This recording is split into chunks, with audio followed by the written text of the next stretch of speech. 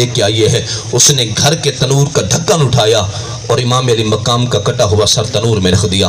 اب ڈھکن دے کے سو گیا۔ آخری فرمائے پہر رات کا جب آیا تہجد کے لیے اس کی بیوی اٹھی۔ اس نے شوہر سے پوچھا کہ کہاں رہے ہو؟ اس نے کہا میں کسی کام پہ گیا تھا جس کی وجہ سے تاخیر ہو گئی۔ وہ صحن میں آ کے دیکھتی ہے کہ اس کے گھر کا تنور ہے جس کی سوراخوں سے نور کی کرنیں نکل رہی ہیں، نور کی لاٹیں نکل رہی ہیں، اور تنور سے سر حسین کٹا ہے لیکن نور کی کرنیں بکھر رہی ہیں۔ جب اس نے ڈھکن اٹھا کے دیکھا تو اس کی آہ نکلی۔ اس نے کہا یہی تو وہ سر ہے جب میں مکہ میں حج کرنے گئی تھی، لوگ طواف کر رہے تھے، حجر اسود کو چوم رہے تھے، اچانک آواز آئی یا اہل الاسلام قد جال حسین ابن علی، لوگو حسین ابن علی آ رہے ہیں۔ فرمایا یہ بات سننا تھی، جس کا طواف تھا رک گیا، جو حجر اسود کو چوم رہا تھا رک گیا۔ ہر کوئی بڑھ کے کوئی حسین کے قدم چومتا، کوئی حسین کے ہاتھ چومتا۔ کسی نے دیکھ کے کہا یہ کیسے لوگ بدعتی ہیں کہ حجر اسود کو چھوڑ کے حسین ابن علی کے ہاتھ چوم رہے ہیں؟ تو ایک عاشق نے کھڑے ہو کے کہا تھا حجر اسود کو بھی اس لیے چومتے ہیں کہ اسے نبی نے چوما ہے، نبی نے ایک مرتبہ حجر اسود کو چوما ہے، حسین کو تو مصطفیٰ نے بار بار چوما ہے۔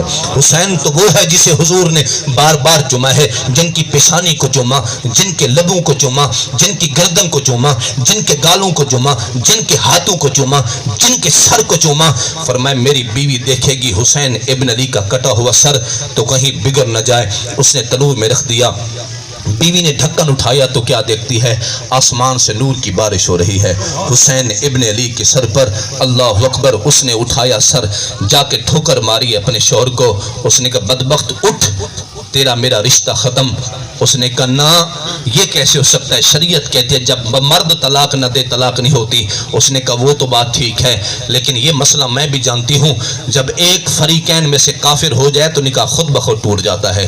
حسین کا سر کاٹ کر تو اب بھی سوچ رہا ہے کہ تو ایمان باقی رہا ہے تیرا، تو بے ایمان ہو چکا ہے، تیرا میرا رشتہ ختم، تو مرتد ہو چکا ہے۔ فرمایا وہ سر حسین کو دیکھ رہی رو رہی تھی۔ اس نے کہا اچانک میں نے دیکھا غیب سے 4 عورتیں نمودار ہوئیں، فرمائے پردے میں ملبوس ہیں۔